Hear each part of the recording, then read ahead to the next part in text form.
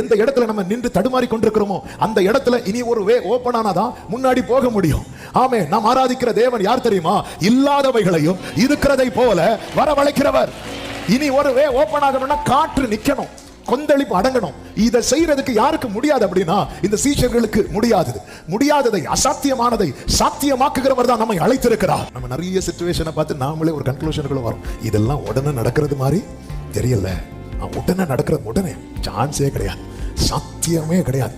சாத்தியமே இல்லாததை சாத்தியமாக்குகிறவர் தான் நாம் ஆராதிக்கிற நம் ஆண்டவராகிய இயேசு கிறிஸ்து.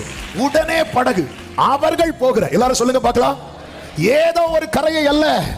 ஆமென். இந்த முதல் நாளிலே என்னை கேட்டுக் கொண்டிருக்கிறவர்களுக்கு சொல்லுகிற செய்தி அதுதான். ஏதோ ஒரு கரையில் உன்னை சேர்க்க அல்ல கர்த்தர் உன்னை அழைத்தது. நீ போய் சேர வேண்டிய கரை இருக்கிறது, நீ போய் நிற்க வேண்டிய ஸ்தானம் இருக்கிறது, நீ போய் செய்ய வேண்டிய வேலை இருக்கிறது. நல்ல கரங்களை தட்டி ஆமென் சொல்லுங்க பார்க்கலாம். அவர் மறுபடியும் வருவார்.